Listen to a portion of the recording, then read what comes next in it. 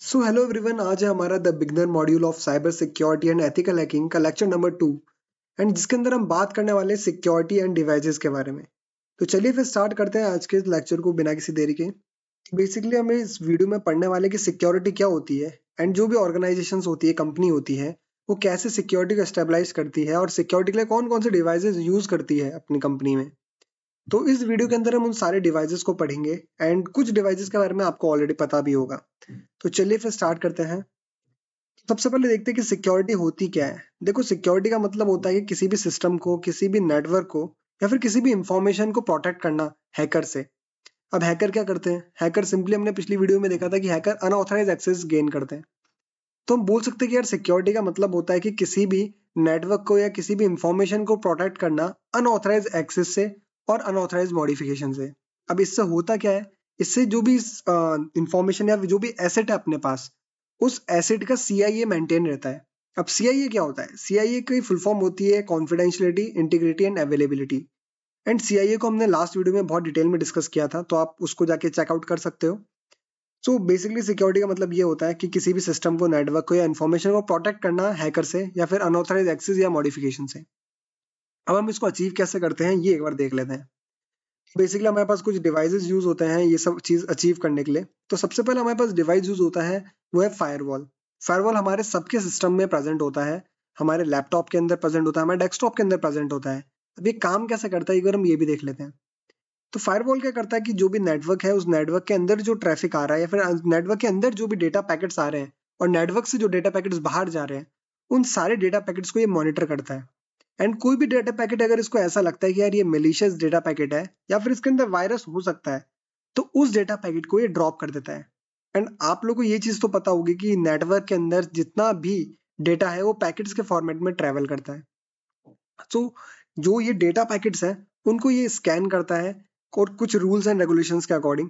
And जो भी data packet इसको मलिशियस लगता है या फिर इसको लगता है कि ये डेटा पैकेट के अंदर वायरस हो सकता है, तो उन डेटा पैकेट्स को ये ड्रॉप कर देता है। जो फायरवॉल होते हैं वो भी हमारे पास बेसिकली 4 टाइप के होते हैं, बट अब के टाइम पे हमारे पास और भी काफी सारे टाइप के नए फायरवॉल्स हैं जिनको हम पढ़ सकते हैं। सो अभी हम बात करने वाले हैं ऑर्डिनरी 4 फायरवॉल्स के बारे में। पहला है पैकेट फिल्टर फायरवॉल। ये सिंपली क्या करता है, पैकेट जो भी डेटा पैकेट्स आ रहे हैं उनको स्कैन करेगा, उनको फिल्टर करेगा according to the rules of administration. जो भी नेटवर्क एडमिनिस्ट्रेटर होगा उसके रूल्स के अकॉर्डिंग उनको फिल्टर करेगा। एंड जो भी उसको मलिशियस लगेगा वो उसको ड्रॉप कर देगा। अगला है हमारे पास एप्लीकेशन लेयर फायरवॉल। अब एप्लीकेशन लेयर फायरवॉल क्या करता है, आप लोग इमेजिन करो कि एक नेटवर्क है, उस नेटवर्क के अंदर 4-5 डिवाइसेस लग रखे हैं। उन 4-5 डिवाइसेस में से अगर एक डिवाइस भी मान लो वायरस से इन्फेक्ट हो जाता है, तो फिर एप्लीकेशन लेयर क्या करेगा कि जो बाकी डिवाइसेस हैं अदर देन इन्फेक्टेड डिवाइसेस, उनको प्रोटेक्ट करेगा इन्फेक्ट होने से। अगर एक डिवाइस भी इन्फेक्ट हो जाता है तो बाकी डिवाइसेस को इन्फेक्ट होने नहीं देता है एप्लीकेशन लेयर फायरवॉल। तो इससे क्या होता है कि जितने भी बाकी मशीन्स हैं नेटवर्क में, वो सारी सेफ रहती है और इन्फेक्ट नहीं होती है। हमारे पास तीसरा है सर्किट लेवल गेटवे। ये क्या करता है, ये टीसीपी हैंडशेकिंग को मॉनिटर करता है। अब यार टीसीपी हैंडशेकिंग क्या होती है, तो इसके लिए आपको थोड़ा ओएसआई मॉडल भी आना चाहिए। एंड ओएसआई मॉडल को भी हम आगे डिस्कस करेंगे डिटेल में, ये काफी इंपॉर्टेंट टॉपिक है ओएसआई मॉडल भी। ओके, सो अगला हमारे पास आता है प्रॉक्सी सर्वर्स। एंड इसको हम बहुत सारे लोग यूज भी करते हैं, आप लोगों ने भी यूज किया होगा। इसके अंदर क्या करते हैं, हम अपनी ओरिजिनल आईपी एड्रेस को हम हाइड करके रखते हैं एंड कुछ ऐसी चीजों का एक्सेस लेते हैं जो कि हमें शायद अपनी आईपी एड्रेस से अलाउ नहीं है। तो हम अपना आईपी एड्रेस चेंज करके एंड अलग अलग चीजों को एक्सेस ले सकते हैं और बाकी चीजों को इंटरसेप्ट कर सकते हैं। तो ये प्रॉक्सी सर्वर का काम होता है। तो हमारे पास सेकंड डिवाइस आता है, वो है वीपीएन। वीपीएन की फुल फॉर्म होती है virtual private network. And VPN आप सभी लोगों ने यूज किया होगा और आप लोग इसको फैमिलियर भी होंगे। सो वीपीएन क्या करता है कि जो भी पब्लिक नेटवर्क है उसको किसी भी प्राइवेट नेटवर्क से कनेक्ट करता है वाया टनलिंग। अब हम जो इंटरनेट यूज कर रहे हैं वो एक पब्लिक इंटरनेट है, हम पब्लिक नेटवर्क से कनेक्टेड है अभी। और जैसे ही हम वीपीएन यूज करते हैं तो वीपीएन के थ्रू हम क्या करते हैं, हम किसी भी प्राइवेट नेटवर्क से कनेक्ट हो जाते हैं। अब टनलिंग क्या होता है, यार टनलिंग एक मेथड होता है कोई भी दो नेटवर्क को ज्वाइन करने का, है ना। तो एक टनल क्रिएट हो जाती है, हम ऐसा बोल सकते हैं कि पब्लिक नेटवर्क और प्राइवेट नेटवर्क के बीच में एक टनल क्रिएट हो जाती है जिसके थ्रू हम चीजों को एक्सेस कर सकते हैं। ओके, सो एक बार देख लेते हैं कि वीपीएन काम कैसे करता है। सपोज करो कि कोई भी यूजर है, उसका डिवाइस है जिसका आईपी एड्रेस है 192.0.0.1। एंड जैसे ही जो यूजर वो वीपीएन से कनेक्ट होता है तो वीपीएन उसका आईपी एड्रेस चेंज कर देता है सपोज करो कि वीपीएन ने उसका आईपी एड्रेस चेंज कर दिया 192.0.0.9 के अंदर, एंड अब जो यूजर है उसका आईपी एड्रेस जो हो चुका है वो 192.0.0.9 हो चुका है, जो कि वीपीएन के द्वारा प्रोवाइड करवाया गया है। फिर वो क्या करता है कि इस आईपी एड्रेस का यूज करके जो भी वीपीएन ने प्रोवाइड करा है उससे वो किसी भी सर्विसेज को एक्सेस करता है। सो उसके थ्रू पब्लिक नेटवर्क को एक्सेस कर पाता है इजीली। एंड इस डायग्राम से भी आपको समझ में आ रहा होगा कि इसके अंदर क्या हो रहा है कि सिंपली एक डिवाइस है, वो वीपीएन से पहले कनेक्ट हो रहा है, वीपीएन से कनेक्ट होने के बाद वीपीएन सर्वर से वो दूसरे इंटरनेट से कनेक्ट हो पाता है या फिर दूसरे प्राइवेट नेटवर्क से कनेक्ट हो पाता है। ओके, सो हमारे पास तीसरा जो डिवाइस आता है वो है आईडीएस। आईडीएस की फुल फॉर्म होती है इंट्रूजन डिटेक्शन सिस्टम। अब ये जितनी भी बड़ी ऑर्गेनाइजेशंस होती हैं उन सब के अंदर यूज किया जाता है ताकि उनके डेटा को प्रोटेक्ट कर पाए। एंड यार आईडीएस सिर्फ डिटेक्शन का काम करता है, प्रिवेंशन का काम नहीं करता है। तो बेसिकली आईडीएस और आईपीएस दोनों को यूज करते हैं। एंड आईपीएस क्या होता है वो अगला डिवाइस हम उसी के बारे में जानेंगे थोड़ी देर में। तो आईडीएस काम कैसे करता है एक बार ये देख लेते हैं। सिंपली आईडीएस क्या करता है, एक ऐसा डिवाइस होता है जो कि नेटवर्क के अंदर इंस्टॉल्ड होता है। एंड ये डिवाइस क्या करता है कि नेटवर्क के अंदर जितने भी डिवाइसेस हैं, जितने भी कंप्यूटर हैं या फिर जितने भी सिस्टम हैं, उन सबको एक पिंग मैसेज भेजता है। और जो भी कंप्यूटर नेटवर्क पिंग मैसेज का रिस्पॉन्स नहीं देता है या फिर रिस्पॉन्स देने में कोई प्रॉब्लम आती है, तो ये क्या करता है कि उस कंप्यूटर की रिलेटेड इंफॉर्मेशन नेटवर्क के एडमिनिस्ट्रेटर को भेज देता है। उनको अलर्ट देता है कि यार इस सिस्टम के अंदर कोई ना कोई गड़बड़ है, इस टाइप का अलर्ट देता है ये आईडीएस। तो सपोज करो हमारे पास एक नेटवर्क है एंड उस नेटवर्क के अंदर हमारे पास 10 डिवाइसेस हैं, 10 कंप्यूटर है। अब आईडीएस क्या करता है कि उन 10 के 10 कंप्यूटर को पिंग करेगा। तो वो पिंग मैसेज जैसे ही आईडीएस भेजेगा तो ये 10 के 10 जनरली क्या करनी चाहिए कि रिस्पॉन्स जो भी है उस पिंग का रिस्पॉन्स आईडीएस को देना चाहिए। बट मान लो कि कंप्यूटर नंबर 2 है, वो रिस्पॉन्स देने में देरी करता है, फिर रिस्पॉन्स नहीं देता है। तो जो भी आईडीएस डिवाइस है वो क्या करेगा, नेटवर्क के एडमिनिस्ट्रेटर को एक अलर्ट मैसेज भेजेगा, जिस अलर्ट मैसेज के अंदर लिखा होगा कि आपका जो कंप्यूटर नंबर 2 है वो प्रॉपरली फंक्शन नहीं कर रहा है, आप उसको चेक करो, है ना। फिर उसमें कोई इशू आ रहा है वो इशू आपको बता देगा।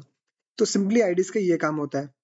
अब आईडीएस भी हमारे पास यहाँ पे 4 टाइप के होते हैं। पहला होता है नेटवर्क आईडीएस, जो कि हम नेटवर्क के अंदर यूज करते हैं, जो कि मैंने अभी अभी आपको समझाया था। सेकंड होता है होस्ट आईडीएस।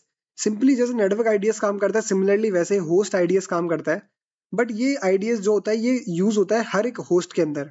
मतलब जितने भी डिवाइसेस यूज हो रहे हैं नेटवर्क के अंदर उन सारे डिवाइसेस को हम होस्ट बोल देते हैं। तो उन सारे डिवाइसेस से, उन सारे होस्ट से ये आईडीएस कनेक्टेड होता है। तो ये उस तरीके से वर्क करता है। तीसरे नंबर पे हमारे पास आता है सिग्नेचर आईडीएस। तो बेसिकली सिग्नेचर आईडीएस क्या करता है, इसका एक खुद का एक डेटाबेस होता है। ये थोड़ा एंटीवायरस का जैसा काम करता है, जैसा एंटीवायरस काम करता है ना, सिमिलर ये काम करता है। तो सिग्नेचर आईडीएस का खुद का एक डेटाबेस होता है जिसके अंदर उसके पास वेल नोन थ्रेड्स हम बोल सकते हैं, मतलब कोई भी पुराने थ्रेड्स होते हैं या फिर कोई भी पुराने वायरस वॉर्म्स हैं जो भी अभी तक फाइंड आउट हो चुके हैं, उन सबका इसके पास डेटाबेस होता है।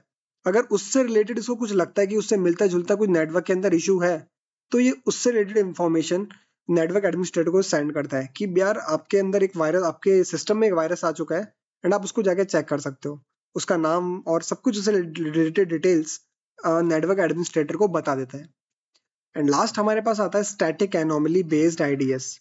अब देखो, आप लोग अज्यूम करो कि आप लोग किसी कंपनी में काम कर रहे हो एंड उस कंपनी के अंदर आप किसी भी रीजन से, जनरली आप डेली 8-8 बजे कंपनी से एग्जिट हो जाता है, आपकी छुट्टी जो है 8 बजे हो जाती है शाम को।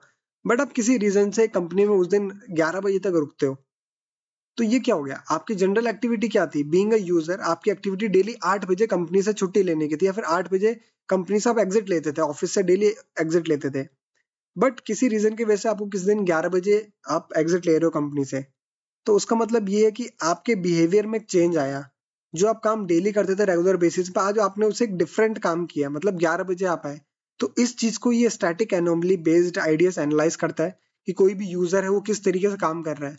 मान लो कोई भी एक यूजर है, वो कोई एक सिस्टम काफी टाइम से बंद पड़ा है एंड उस सिस्टम को जाके एक्सेस करता है, तो ये उस टाइप से रिलेटेड इन्फॉर्मेशन बता देता है कि यार कोई बिहेवियर चेंज आया है किसी भी यूजर के अंदर, तो वो इन्फॉर्मेशन, उससे रिलेटेड इन्फॉर्मेशन ये आईडीएस प्रोवाइड करता है नेटवर्क एडमिन को।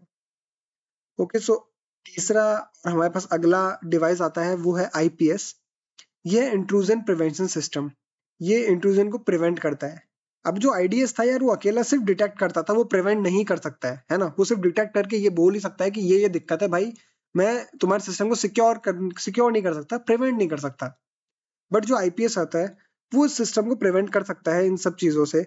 जो भी इंट्रूडर नेटवर्क के अंदर घुसने की कोशिश कर रहा है उन सब से प्रिवेंट कर सकता है आईपीएस। ओके, सो यहाँ पे हम लोग कंप्लीट कर देते हैं अपने सिक्योरिटी डिवाइसेस को। एंड ये जितने भी सिक्योरिटी डिवाइसेस हैं वो सारे के सारे सिक्योरिटी डिवाइसेस यूज आते हैं बड़ी बड़ी ऑर्गेनाइजेशंस के अंदर, कंपनीज के अंदर। एंड इन सारे सिक्योरिटी डिवाइसेस के बारे में आपको पता होना बहुत इंपॉर्टेंट है। अब आगे आने वाली वीडियो के अंदर हम बात करेंगे एन्क्रिप्शन के बारे में, ओएसआई मॉडल के बारे में। एंड देन उसके बाद हम घुसेंगे कुछ वनरेबिलिटीज से रिलेटेड बात करेंगे कि वनरेबिलिटीज क्या होती है, वनरेबिलिटीज को एक्चुअली फाइंड आउट करते कैसे हैं, कुछ टॉप मोस्ट वनरेबिलिटीज को जानेंगे एंड ओवास को समझेंगे। एंड आगे और भी जो भी वेब टेक्नोलॉजीज है उनको भी जानेंगे। एंड आज की वीडियो में इतना था एंड मिलते हैं हम आपसे नेक्स्ट वीडियो में। एंड तब तक ले बाय बाय।